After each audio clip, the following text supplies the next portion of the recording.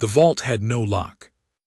That was the first thing Warrant Officer Declan Marsh noticed when the Velhari escort led him through the lower keep. Not the gold-threaded tapestries that reached from floor to ceiling, not the bioluminescent moss that clung to the stone like frozen lightning, not the silence so complete he could hear his own heartbeat echoing off the walls.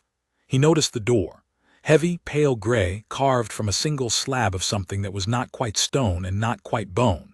No keyhole, no seal, no visible hinge. Just a door standing ajar, as though whoever had last used this room had simply forgotten to close it on the way out. And from inside a low pulse, not sound, pressure, like something very large was breathing beneath the floor. "You will not enter," the escort said. Her name was Saritha, second blade of the Queen's household, which Declan had learned in his 3 weeks on Velha Prime meant she was entitled to kill him 12 different ways before anyone would ask questions. She was 7 feet of slate-gray skin, white crest feathers fanned behind her head, and eyes the color of old amber. She looked at the open vault door the way a person looks at a wound that has stopped bleeding but might not be done. "I'm not planning to," Declan said. "Then do not look at it either." He looked away. He was good at following orders that made no sense, which was most of what the interspecies liaison corps did: show up somewhere humans weren't expected, absorb confusing cultural prohibitions, smile, don't cause incidents, report back. He'd been doing it for 6 years. He was good at it because he was quiet and observant, and because he genuinely liked people, even people who were not technically people in any category his homeworld had prepared him for. He liked the Velhari. He decided that in his first 48 hours here. They were formal to the point of ritual, every gesture had meaning, every meal had rank seating, every silence was a sentence. But underneath the formality they were deeply, almost desperately concerned with loyalty, with the idea that you showed up for the people you had committed to. It was a value he recognized. What he had not expected was the armor. He'd first heard about it from a keeper of records named Oveth, a small Velhari male who wore his crest feathers flat against his skull in the way that apparently signified scholarly humility. Oveth had taken a shine to Declan after Declan fixed a water pump in the lower kitchens that had been misaligned for 3 seasons. A small thing, an obvious thing, once you understood fluid dynamics and stopped assuming the machine was too sacred to touch. The kitchen staff had given him dried fruit in thanks. Oveth had given him something better: conversation. They had met 3 evenings in a row in the archive reading room, a narrow, warm space that smelled of old pressed fiber documents and the particular dry scent of the bioluminescent moss when it was not being actively watered. Oveth brought tea each time, which he prepared himself despite having the rank to have it prepared for him, and which Declan thought said something specific about the man. He had the quality, rare in any culture, of being genuinely curious about things he had not yet understood. He asked questions about Earth the way a scholar asked questions, not to categorize the answers but to be surprised by them. On the 3rd evening, Oveth had asked, "What is the thing you find most strange about us?" Declan had thought about it seriously. "The hierarchy around repair," he said. "The idea that fixing something broken is beneath a certain rank. I understand the principle, specialization, role integrity, but in practice it means things stay broken while the person who could fix them waits for the person ranked to fix them, who is busy, and meanwhile the thing gets worse." Oveth's crest feathers had risen slightly. The first queen thought the same. There are records of her fixing the water system in the North Wing herself, during the silence, when all the maintenance staff had either fled or died. "What happened to her?" Declan asked. "She survived," Oveth said. "The silence, the war, the plague, the comet impact that destroyed the eastern provinces. She held the kingdom for 37 years after that and died peacefully in her sleep at an age our current records suggest was somewhere between 90 and 110, depending on which calendar system you use." He set down his tea. "She is the reason there is still a kingdom at all." "And the armor," Declan said. You mentioned it before.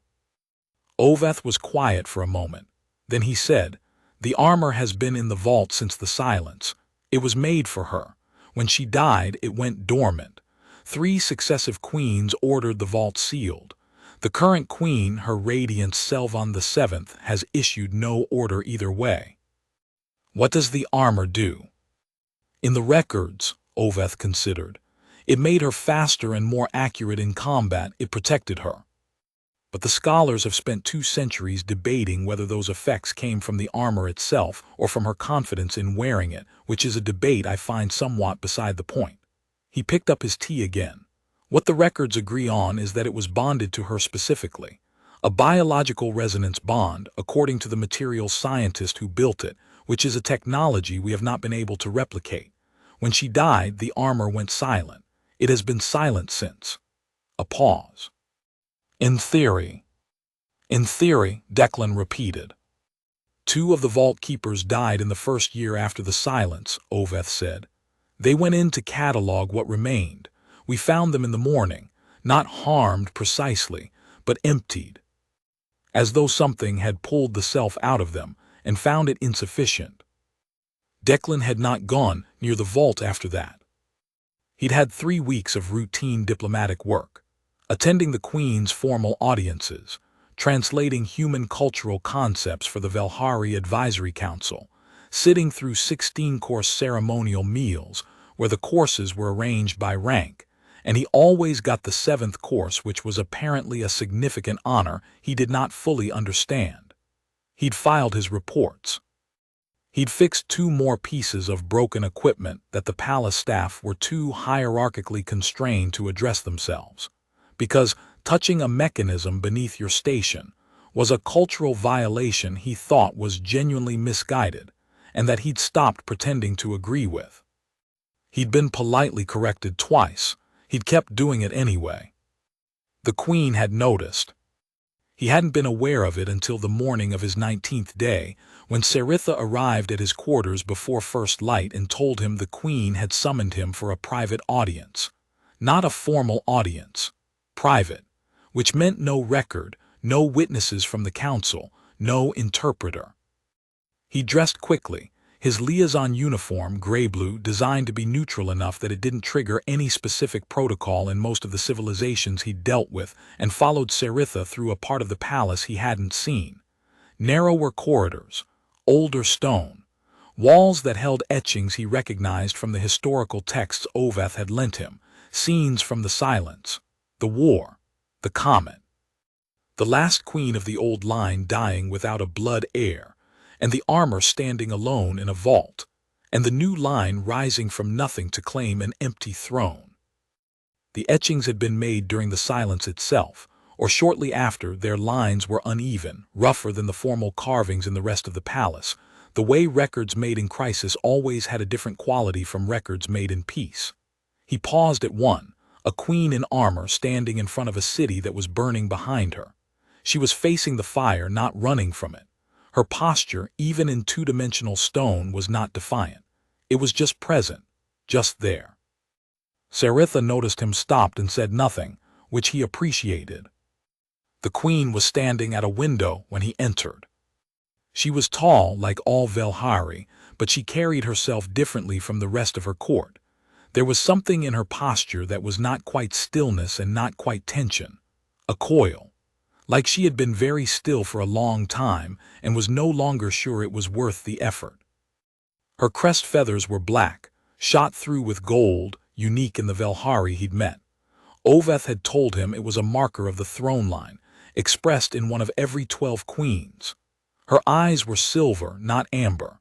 When she turned to look at him, he had the specific experience of being examined by something that was genuinely trying to see him, not the rank category he occupied. "You fixed the South Archive humidifier," she said. Her interstellar standard was precise, accented in a way that suggested she had learned it from texts rather than speakers. 3 days ago, without being asked. "It was failing," Declan said. "The manuscripts in that room are irreplaceable." "It is below your station, according to our protocols." "Yes." You were informed of this. Yes. She was quiet for a moment. Outside the window, the twin moons of Velha Prime were setting, two pale crescents dropping behind mountains the color of rust. Why did you do it anyway? Declan considered the diplomatic answer, which was something about cross-cultural operational flexibility. Then he considered the true answer, which was simpler. Because the manuscripts were going to get damaged, he said. Someone had to. I was there. Another silence. Longer. Her silver eyes moved over him with an attention that was starting to feel like pressure. The Galactic Compact has sent me 3 human liaisons, the Queen said. In the 4 years of my reign, the first one spent his posting cataloging what he could trade. The second spent her sending intelligence reports to 2 separate parties she had not disclosed. You are the third. What did the third do wrong? Declan asked, because something in her tone suggested there was a list. Nothing yet, a beat. That is unusual. She turned back to the window. The crescents were gone. The sky was beginning its shift from deep violet to the sulphurous pale yellow that was apparently this planet's version of dawn. The vault has been active, she said. Declan went still. Active how? The pulse, the deep pressure that you cannot hear but can feel in the chest just below the sternum. She touched her own chest briefly, not dramatically, just locating a specific sensation. It began 8 days ago. We have had 3 incidents in that time. 2 members of the advisory council were found unresponsive near the vault corridor, not dead, but absent. And one of my blades was stationed outside the door and reported afterward that she had lost 4 hours. What was she doing when she came back to herself? Standing, facing the door. Her hand was on the stone, but she had not entered. The Queen's voice was calm in the way that required effort to maintain. I have consulted the oldest records we have. They say that the armor does not activate, it resonates. It finds what it is looking for and pulls toward it. During the silence, when the last queen died, it pulled toward everyone in the palace and found nothing. What it did to those it found insufficient was not gentle. And now it's pulling again. Now it is pulling again. She turned to face him fully. 8 days ago I entered the vault myself to assess, to understand what had changed. A pause. The armor moved. Declan's chest felt tight, moved toward you. No, her silver eyes held his. It moved toward the door, toward the corridor outside, in the direction, as best I can calculate, of the East guest quarters. He was in the East guest quarters. He understood in that moment several things simultaneously. Why the vault door was standing open, why Saritha had told him not to look at it, why the Queen had summoned him before dawn without witnesses, and why she was looking at him with the exact expression of someone who has discovered that the thing she has been afraid of is not what she thought it was afraid of. I need to tell you, the Queen said carefully, that the records are not complete. We know the armor bonded to the first queen. We know it went silent when she died. We know it has been dormant for 200 years. What we do not know is what happens when a bond signature is found that is not the first queen's, whether the bonding can transfer, whether, she stopped. Whether what happened to the vault keepers in the early silence was because the armor was searching and found wrong matches, or because it had given up and was warning everyone away. You think I'm a match, Declan said. I think the armor believes you are a match, the Queen said, which may be the same thing and may not be. He sat with that for a moment. What do you want me to do? He asked. She looked at him, and for the first time her composure cracked just slightly. A fractional tension around the eyes, the crest feathers shifting a millimeter backward in what he'd learned meant uncertainty. I don't know, she said. The council would vote to destroy it. They have been trying to build a consensus for 2 years. The records say that if the armor goes unclaimed for a second dormancy period, which is, apparently, approximately 2 centuries, the bonding mechanism degrades and the armor becomes inert, harmless. They would wait another year and then melt it down. But you didn't let them. I am the queen, a beat. And I am the direct descendant of the first queen through a lateral line, and I have stood in that vault and I have felt. She stopped again, reorganized. It is her armor. I could not give the order to destroy something that was hers. Declan stood up from the chair he'd been offered and hadn't noticed until now that he'd been sitting in. He walked to the window where she was standing. Not protocol, probably a violation of something. He didn't move to touch her. He just stood beside her, looking out at the dawn. "Can I see it?" he asked. "I think," the queen said quietly, "that if you see it you will not be able to not touch it. And I think if you touch it," she didn't finish. "I would not ask you to do this. I want to be clear. I am not asking." "I know," Declan said. "I'm asking." She looked at him sideways. Her silver eyes had something in them he couldn't name yet, not fear, not hope, not quite either. Some combination that didn't have a word in any of the 6 languages he spoke. "You fixed a water pump," she said finally. "You fixed a humidifier. You have been in this palace 3 weeks, and you have learned the names of 47 household staff and the rank hierarchy. And you have addressed everyone by name.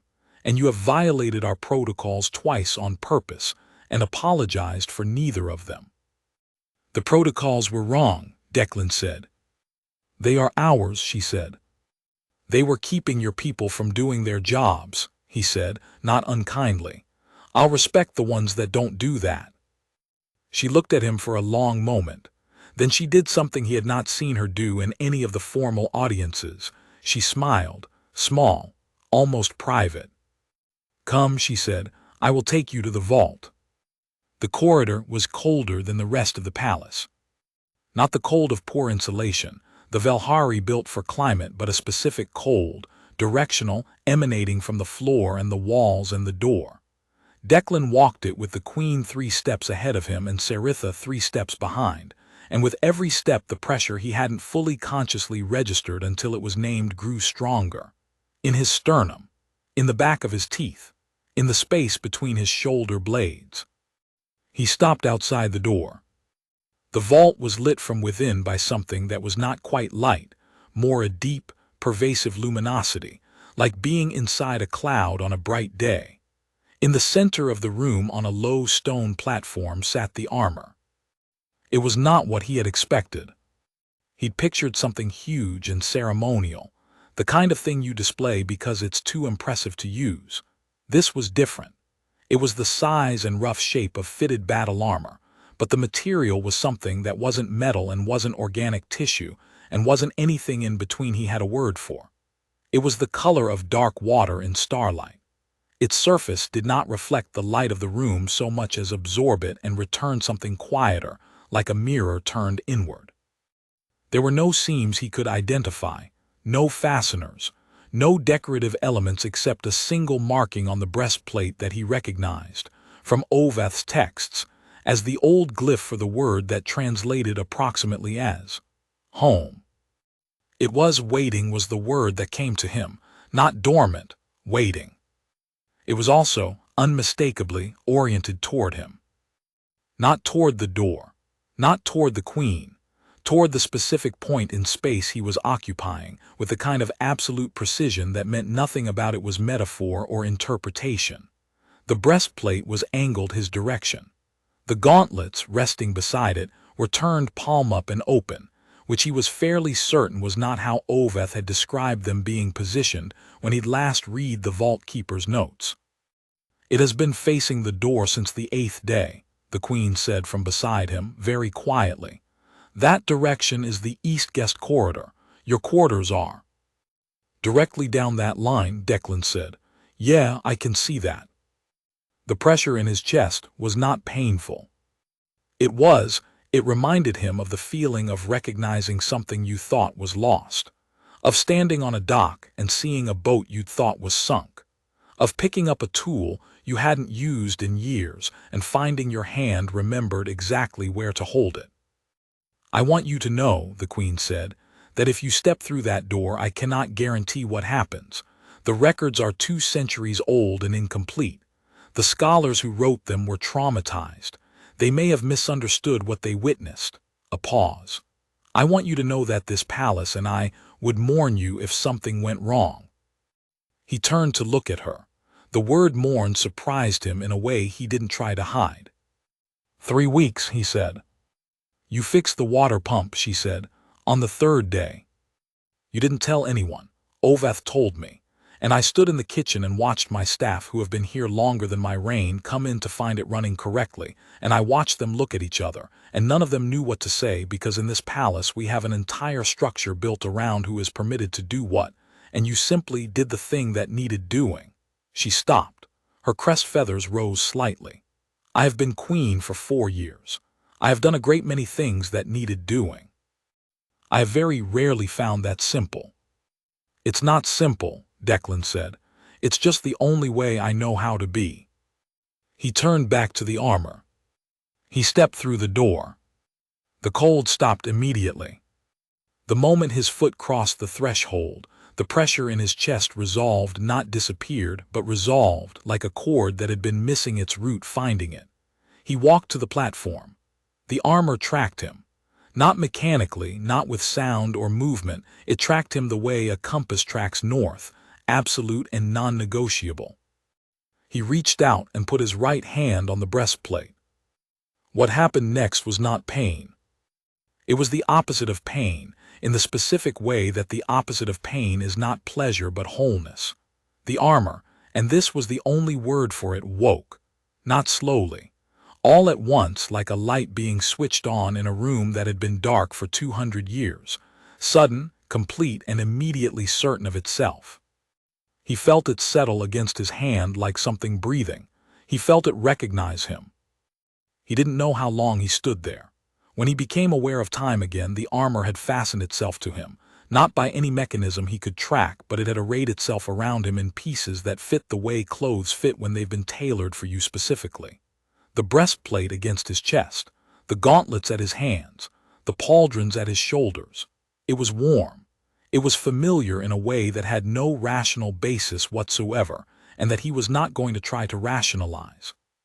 His right hand, still resting on the breastplate now worn against his own chest, was glowing faintly, a pale silvery light, moving slowly like something breathing in his skin, and he watched it with the calm of someone who has passed the point where fear would be useful and arrived somewhere quieter on the other side.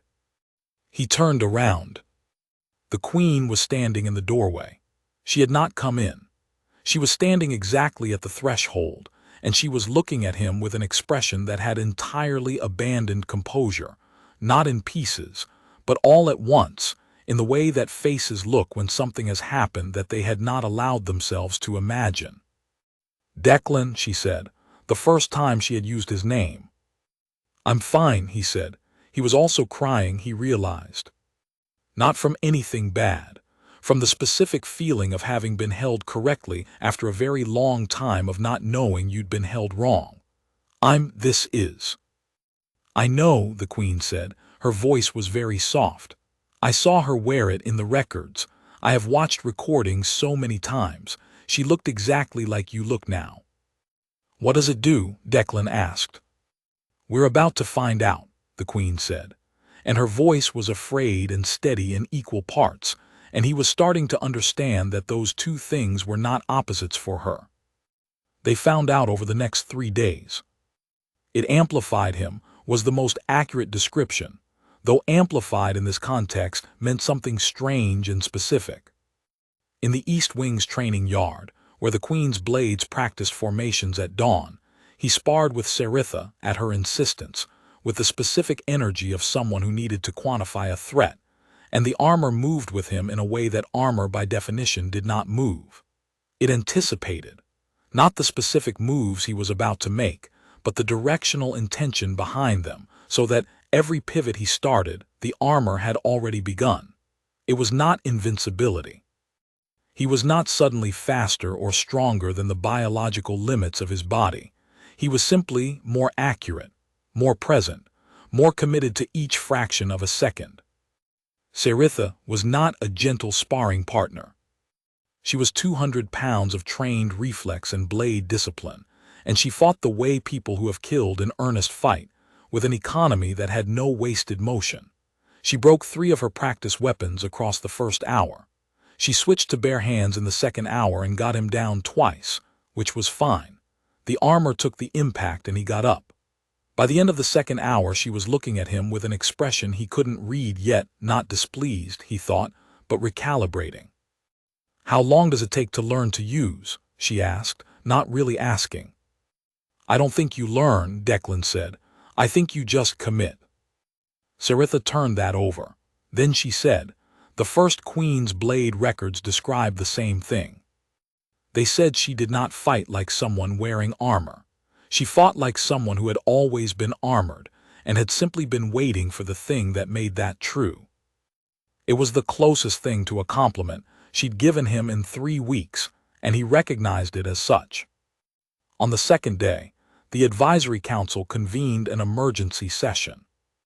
Declan attended as the Queen's liaison, which was technically within his remit, though the fact that he was attending in the armor was a specific and deliberate choice the Queen had made and had not explained to anyone. He sat quietly for 2 hours while 11 Velhari counselors, all of them powerful, several of them older than the Queen's reign, one of them significantly older than the Queen herself, debated what he represented and whether he should be permitted to continue wearing it.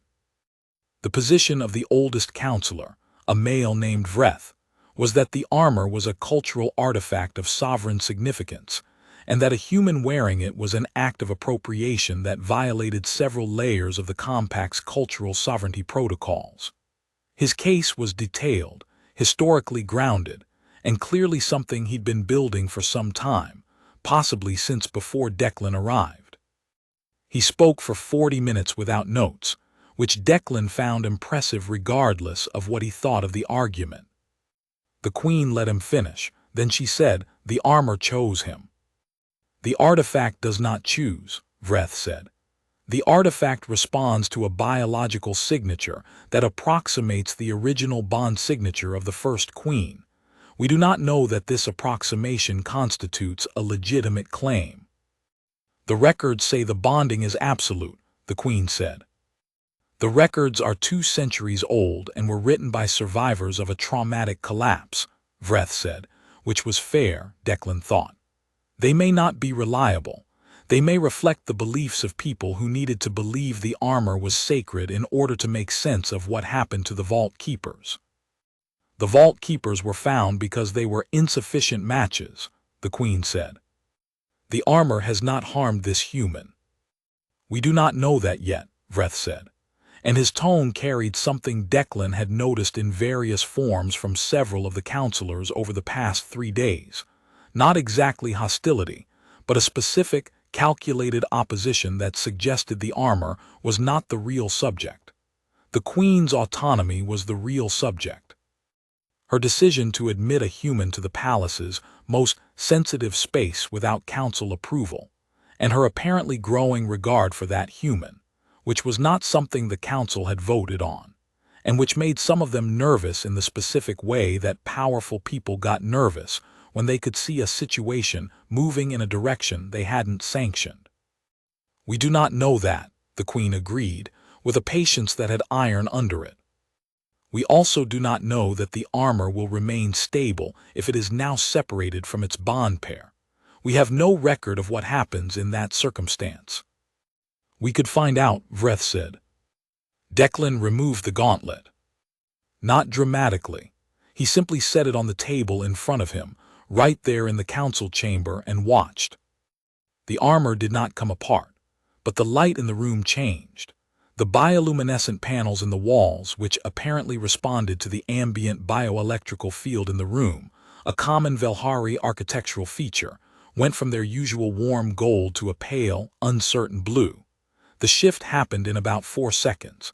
Declan counted, and the temperature dropped by what he estimated was 8 degrees Celsius in approximately 15 seconds after that. Not a dramatic drop, just noticeable. The kind of drop that made several council members pull their formal robes slightly tighter without appearing to notice they were doing it. He picked up the gauntlet and put it back on. The light went back to gold, the temperature stabilized. The whole cycle took perhaps 30 seconds. 11 counselors looked at him. That was a demonstration, Vreth said. That was the armor, Declan said. I just took a glove off. He kept his voice neutral. He'd learned in 6 years of liaison work that you did not defeat an argument by winning it in the room. You defeated an argument by being consistently, calmly right until the room recalibrated around you. It required patience. He had patience. He had spent 6 years in rooms where he was the only human present being patient, and it was one of the things he was genuinely good at. What he had not anticipated was that the Queen would stand up. She stood at the head of the table and looked at Vreth specifically, and her crest feathers were fully raised, not in fear, he knew now. When Velhari raised their crest feathers fully, it meant they were done performing composure. I am going to say this once, the Queen said. The armor is active. It is bonded. The bond pair is alive and present in this palace and is a guest of this court. The council may advise me on what to do with that information. The council may not vote on it because it is not a matter of governance. It is a matter of the first Queen's legacy. A pause. She was not careful with her trust. She gave it to the people who were worth it, and she did not apologize for the giving. I intend to do the same. Vreth was quiet for a long time. Then he said, and if the Compact's Interspecies Commission decides this is a protocol violation and recalls the liaison, then we will deal with that, the Queen said, when it happens. It happened on the 4th day.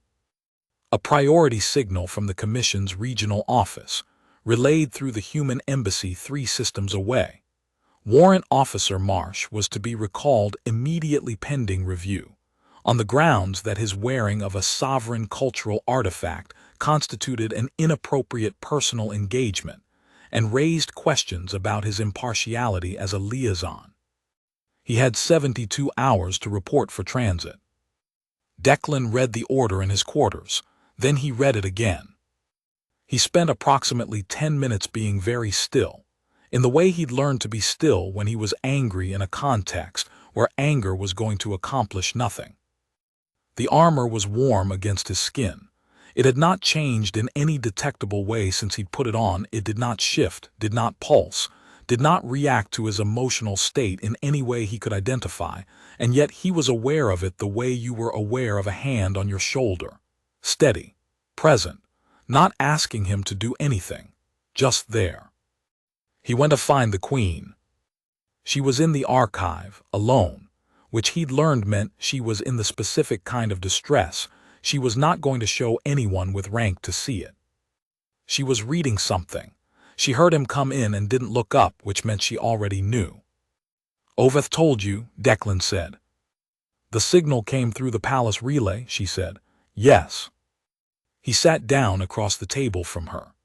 The archive smelled of old paper and the bioluminescent moss, and something faintly metallic from the humidifier he'd repaired, which was running correctly and quietly in the corner. I'm going to file a count review, he said. It'll take time. I have contacts in the commission who... You'll win, the Queen said, and she said it with so much certainty that it stopped him. You'll win the count review because you haven't violated any protocols that aren't entirely subject to interpretation, and because you are very good at being patiently, calmly right. She set down what she was reading. That is not what I'm thinking about. What are you thinking about? She looked at him across the table. The archive light was gold, warm, and it caught the edges of her crest feathers so they looked like they'd been touched with fire. I am thinking, she said, about the first Queen. She lived during the silence. She survived the war and the plague and the comet impact, and she held this kingdom together for 37 years while everything around her collapsed. The records we have of her, and we have many, because Oveth's predecessors were as diligent as Oveth, suggest that she was extraordinary in a specific way that I have spent 4 years trying to understand. A pause. She was not afraid of things she could not account for. The armor, Declan said. The armor was made for her by a material scientist whose species did not exist in any of the records before or after, the Queen said. No one knows where he came from. No one knows where he went. The records say only that he came to the palace during the worst year of the silence, that he spent 3 months in the workshops, and that when he left he had built her something that should not have existed, and that he gave her freely without asking for anything. Her silver eyes were steady. The scholars have spent 2 centuries arguing about what he was. I stopped arguing 20 minutes into reading the primary sources. It is not the point of the story. What's the point? Declan asked. The point, the Queen said, is that she wore it. She did not know what it was. She did not know what it would do. She put it on because someone had made it for her, and she trusted that the making was honest and she was not afraid of what she couldn't explain. The Queen's hands, flat on the table, were still. I have been afraid of the vault for 4 years. I let my council debate it because I could not give them the order to destroy it, and I could not give them the order to preserve it, because either order required me to have a position on something I did not understand. A breath. You walked into the vault without being asked. You told me not to let you down, Declan said. Well, you told me nothing yet. It amounts to the same thing. The edge of her mouth moved. What would you do, he asked, if you were me, if you had to leave? She was quiet for a long time. Long enough that the humidifier cycled, and the archives settled slightly around them, the old building adjusting to the change in temperature outside. I would not leave, she said, but I am not you, I am not answerable to the commission. A pause that held more weight than the words that followed it. I am only answerable to my people, and to the first Queen's legacy, and she stopped. And Declan said. She looked at him and didn't finish the sentence. She didn't need to. He had 6 years of reading rooms and he could read this one. He chose not to push it, because some things needed to arrive in their own time and rushing them was the surest way to break them. The commission's formal review team arrived on the 6th day. 3 officials, one of them human, escorted from the transit hub by a diplomatic shuttle. They were polite, thorough, and entirely certain they were right, which Declan recognized as the most dangerous configuration of officials to deal with. He met with them for 2 hours in the formal guest reception hall, neutral ground, the Queen's choice, which meant she'd thought carefully about the stage before she said it. He presented his records. He answered their questions. He did not remove the armor. The lead official, a Seth named Harivos, had a particular way of asking questions that were technically neutral but carried a secondary meaning if you knew how to listen. The secondary meaning of most of his questions was, the Queen has developed an attachment that is not appropriate, and you are either exploiting it or enabling it, and either way you need to go. Harivos was not wrong about the attachment, Declan thought. He was wrong about what it meant. After the formal session, he asked for a recess and went to find Oveth. What do the old records say, he asked, about what happens if the armor is separated from a confirmed bond pair by force? Oveth's crest feathers went entirely flat. Why are you asking this? Because I think Harivos is going to try to have it physically confiscated as part of his findings, Declan said, which was a guess but a good one. And I want to know what that means for the armor and for the palace. Oveth was quiet for a moment.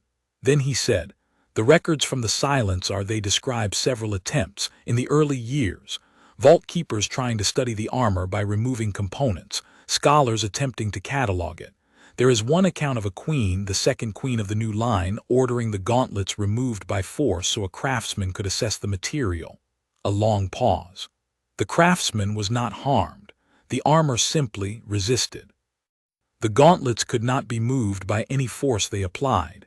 He looked at Declan with something that was almost apology.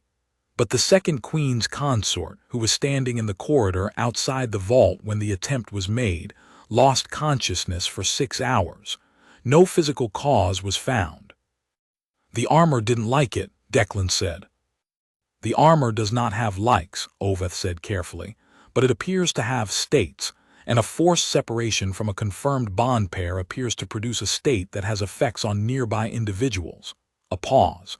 The consort recovered fully, but the queen, the second queen, never ordered a second attempt, and she gave standing instructions that no attempt should ever be made again. He looked at Declan steadily. She also had the records sealed. I found them in the archive. They were not in the primary catalog. Declan thanked him and went back to the session. He did not tell Harivos what he'd learned. He told him instead that he had spoken to the Queen and that she had asked to address the review team personally, which was not yet true but became true approximately 1 hour later when he asked her, and she agreed without hesitation, which told him something. The audience was in the throne room, which the Queen chose deliberately, which Declan understood was a message in the furniture. She was in full regalia, crown circlet, formal robes, court configuration of the blades, and she received the commission's review team from the height of the throne dais, with the specific warmth that he had learned meant she was being carefully, precisely diplomatic. She addressed Harivos directly, in interstellar standard, and she was very good at it. The cultural sovereignty framework of the compact, she said, protects member civilizations from the appropriation of their artifacts by outside parties without consent. I want to confirm, for the record, that no appropriation has occurred here. The armor of the First Queen has bonded to this liaison with my full knowledge and my consent. If a consent framework applies, and I believe it does, the relevant consent is mine, as the sovereign of this civilization, and I have given it. A pause. I would additionally note that the armor's bonding mechanism is not under the jurisdiction of the Compact's Commission for Interspecies Liaison Standards. It predates the Compact. It predates the current civilization's governance structure. It predates the First Queen herself, according to our best dating. She looked at Harivos with the calm of something very deep. I am not certain the Commission has the authority to rule on it. I am willing to have that question referred to the full Council of Compact Law. Are you prepared to have that ruling on record? Harivos was not, visibly, prepared for that. He spent several minutes in murmured consultation with his colleagues. Then he asked for a 48-hour extension of the review period. The Queen granted it. That evening she found Declan on the East Terrace watching the moon's rise. She stood beside him, not at the formal distance her rank required, but close enough that he could have touched her hand without reaching. You told him I'd consented, he said, before you'd consented. I intended to consent, she said. The phrasing was aggressive. He laughed. He didn't mean to. It came out before he could decide whether it was appropriate. She looked at him with that edge-of-mouth movement that was not quite a smile and was definitely something. Harivos is going to refer it upward, Declan said. The Commission won't want to fight a jurisdictional question in front of Compact Law. They'll negotiate. Probably I'll be assigned to Velha Prime as a permanent posting rather than a rotation. Is that something you would want? She asked, very carefully. He looked at the moons. They were large tonight, close, a perigee that Oveth had told him happened only once in 8 years and was considered, in Velhari tradition, a particularly honest night. The kind of night when things that were true became easier to say. 6 years of rotations, he said. I've been on 14 worlds. I've had good postings and bad ones. I've done useful things on most of them. I've not found much reason to stay anywhere. A pause. I think I would want that. Yes. She was quiet. The moons climbed. Below in the garden, something was making a low sound that the palace staff had told him was the Velhari equivalent of crickets. A small insect, technically, that made a bell-like tone at dusk. Then she said, "My court will be difficult." "Your court is already difficult," Declan said. "Vreth specifically." "Vreth will come around," she said. "He always does when he is wrong and the evidence accumulates. He is difficult, but he is not stupid, and he is not dishonest." A pause. He will require you to prove yourself in approximately 8 different areas before he stops treating you as a variable. I can do that. I know, she said. That is, I know. They stood together in the perigee light, the two moons white and enormous against the violet sky, and the armor was warm against his chest, with the particular warmth of something that had been waiting a long time and had stopped waiting.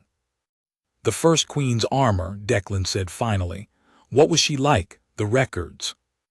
Extraordinary, the queen said, and ordinary in the way that extraordinary people usually are. She got up early.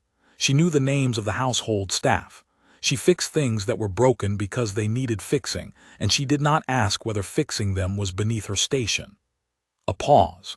She also made very good decisions about who to trust, which the scholars have spent 2 centuries analyzing as though it were a methodology. It was not a methodology. She just looked at people carefully and believed what she saw. And the armor maker, Declan said, the one who came during the silence. Yes. Did they? He stopped, started again. The records. The records say, the queen said, that he stayed for 3 months to build the armor, and that when it was finished, he told her it was the finest work he would ever do, and that he had built it to outlast both of them, and that he hoped it would find someone worthy of it when they were gone. A breath. And then he left, and the records do not say whether he wanted to stay and could not, or whether he left because it was finished and he did not know how to ask for anything beyond the work. Declan turned to look at her. She was looking at the moons. That's a sad ending, he said. I have been thinking, she said, that it does not have to be the ending. Her silver eyes moved to his. The armor is still here. 2 centuries later, it waited. It found someone, Declan said. It found someone, she agreed. The moons hung above them, enormous and honest, and below in the palace the humidifier ran quietly, and the archive held its documents, and the vault stood open and empty, and finally, after 200 years, no longer waiting for anything. Harivos filed his referral with compact law 9 days after the audience. The ruling came back in 3 weeks. Jurisdiction unclear. Matter referred to bilateral negotiation between the Commission and the sovereign government of Velha Prime. Declan's rotation was suspended pending the negotiation's outcome, which meant he was staying, which everyone involved understood would be the permanent outcome, because the Queen of Velha Prime had not lost a negotiation in 4 years and was not going to start now. Vreth requested a formal assessment of the liaison's technical qualifications and field record. Declan submitted his complete file, all 6 years of it, including 2 incidents that did not reflect well on him and which he included anyway because he believed that incomplete honesty was still dishonesty and that Vreth would find them regardless. Vreth spent 4 days reviewing it and then requested a meeting.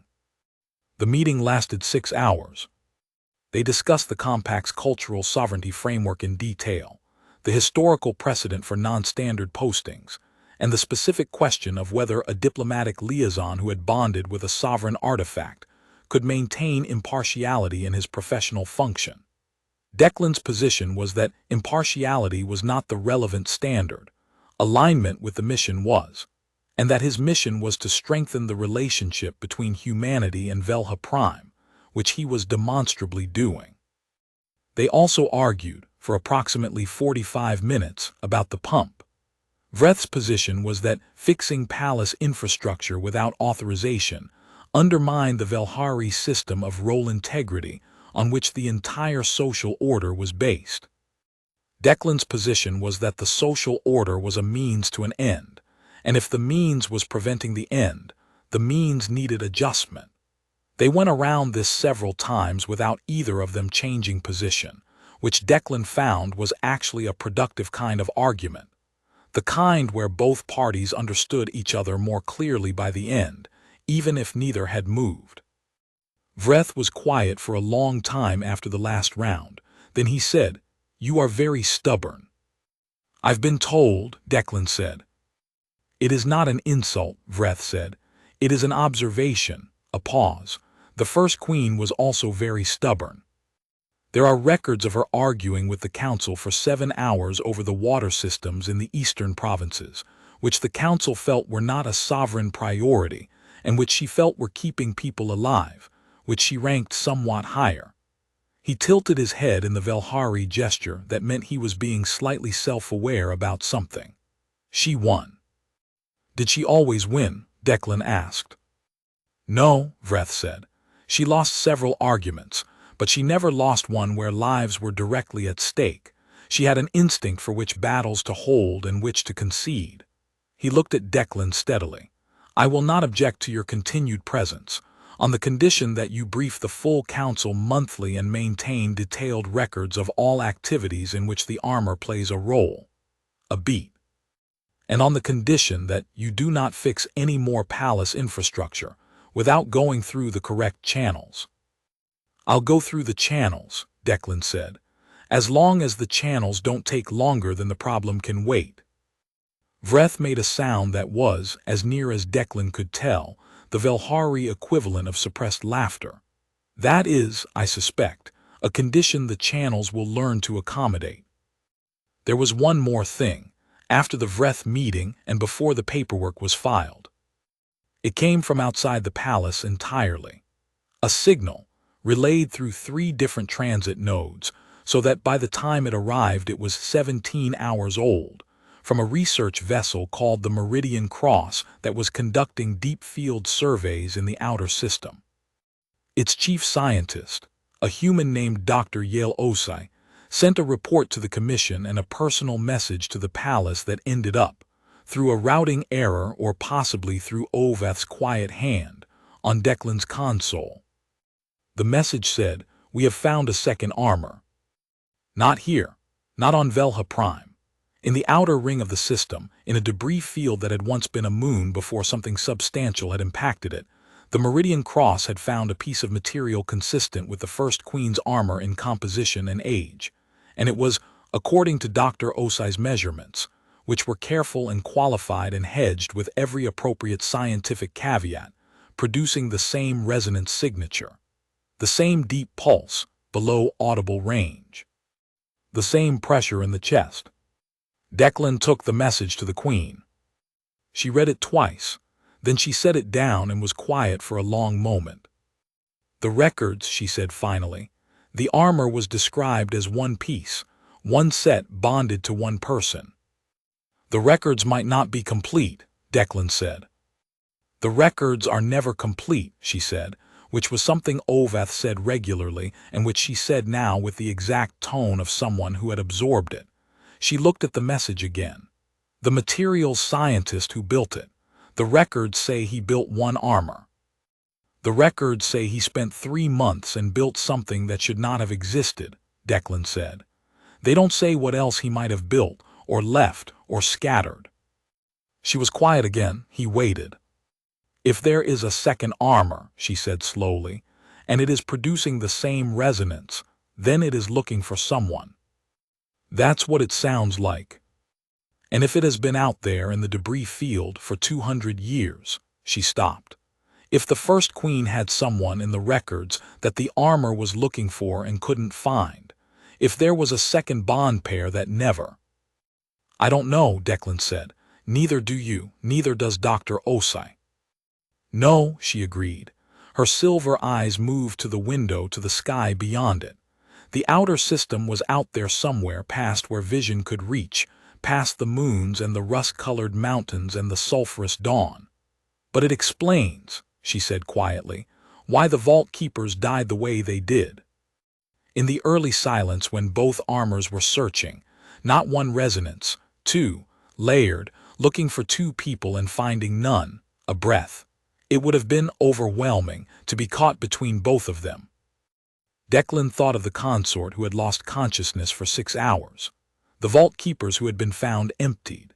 He thought of the second Rodden in the film Oveth had somehow found and played for him on a recovered archival screen, just 2 days ago, an old Earth movie, inexplicably preserved in the Velhari Cultural Exchange Archive, about 2 ancient creatures waking from long dormancy, and one of them falling and the other choosing to follow. Oveth had watched it with the focused attention of a scholar, finding unexpected primary source material. The Queen had watched it beside Declan in the dark archive room without saying anything until the end, and then she had said, "They chose each other," and her voice had had something particular in it. He hadn't understood then what she meant entirely. He thought he was beginning to. "The Meridian Cross will bring the fragment back?" he asked. "Dr. Osai says they can transport it safely," the Queen said. "She is being careful. She has read our records." A pause. "She says she thinks the resonance is patient, waiting, not distressed. She says it is not like the vault was in the early silence. She says it feels like something that has simply been asleep for a very long time and is beginning to dream." "Good," Declan said. "That sounds like something we can work with." She looked at him. The edge of her mouth moved. "You are very calm about this," she said. "So are you," he said. "I have spent 4 years being calm about things that should have frightened me more than they did," she said. "I am beginning to think it is a character flaw." "Or a feature," Declan said. She turned back to the window. Outside, the twin moons were clearing the mountains, rising toward their nightly apogee. "If there is a second bond pair," she said, "they will need somewhere to go, when the fragment is brought back, when the second armor finds them." "Here," Declan said. He didn't hedge it. She looked at him. "Here." "The vault is already open," he said. "Might as well make it useful." This time she laughed, fully, briefly, with the slightly surprised quality of laughter that has been startled out of someone rather than performed. She recovered quickly, which he also liked. She was not someone who stayed surprised long. "You would fill my palace with strange humans in ancient armor," she said. "Just the ones the armor finds," Declan said. "I can't speak to how many that turns out to be." She was quiet for a moment. Then she said, "The first Queen's court had people from 6 different species in it by the end of the silence. The records describe it as chaotic, also as one of the most productive periods in our civilization's history." "There you go," Declan said. She looked at the moons. "There I go," she agreed. On the 42nd day of his posting, his permanent posting now, the paperwork filed and the assignment confirmed, Declan stood in the vault with the Queen.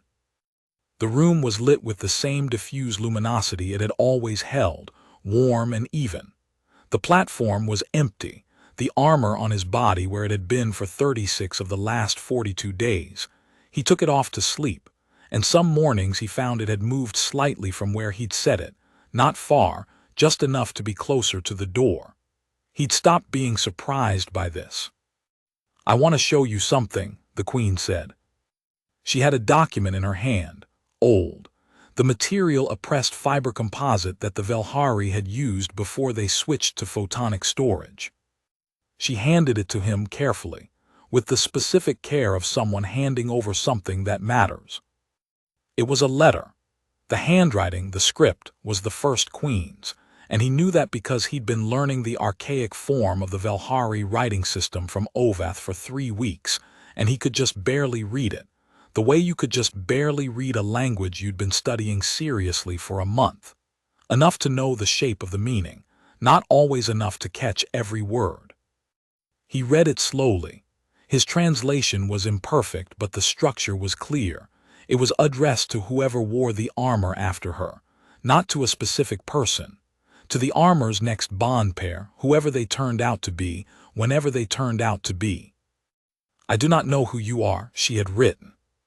"I do not know your world or your shape or the name your people gave you. The one who made this armor told me only that it would find someone worthy when I was gone, and that worthy, in this context, did not mean powerful or important or high in any hierarchy. It meant someone who did the necessary thing without being asked. Someone who showed up. The armor is not a weapon, though it will protect you. It is not a key, though it will open things. It is a record. Every bond pair that has worn it is somewhere in its material, not as memory, not as ghost, but as pattern, as precedent. I am in it. You are in it now, reading this. I do not need you to be like me. I only need you to continue the thing that the armor is for, which is this: to stand in the places that are difficult and do the work that is necessary and not apologize for showing up. Welcome. He lowered the letter. The Queen was watching him. She wrote it in the 3rd year of the silence, she said. Before the worst of it, she knew the plague was coming. She didn't know yet if she would survive it. A pause. She survived it. Of course she did, Declan said. The Queen smiled fully this time. No edge-of-mouth qualification. It changed her face in a way that he thought he would not get tired of seeing. It made her look like someone who had been practicing at something difficult and had finally, without quite meaning to, gotten good at it. I need to tell you something, she said. Formally, for the record. She straightened. Not into her throne room posture, into something different, more deliberate, more personal. I issued a consent statement to the commission that was technically premature. I would like to ratify it now properly with you present. A breath. It is the position of the sovereign of Velha Prime that the bonding of the First Queen's armor to this liaison constitutes a matter of cultural continuity and not of cultural appropriation. And it is my personal position that I am glad it happened, and that I am glad you are here. Her silver eyes were steady. And that I would be glad if you stayed, and not only because the armor requires it. Declan looked at her for a long moment. I'll stay, he said. I was going to stay anyway. I know, she said. I wanted to say it correctly. You always say things correctly, he said. I am working, she said, on saying some things less correctly. He understood what she meant, and he closed the distance between them. And the armor was warm in the vault's pale light, and the glyph on the breastplate, the old word, the one that meant home, was warm against his chest. Outside, the palace ran. The humidifier in the archive cycled. The kitchen staff prepared the 7th course. Saritha drilled the blades in the east yard, and somewhere in the lower keep Ovath was cataloging something with the diligence of someone who understood that records mattered. Vreth, probably, was writing notes for next month's briefing. And in the vault that had no lock, in the room that had held its waiting for 2 centuries, the armor that had been dormant for 200 years rested against the chest of the person it had been looking for. It was done looking. It was home,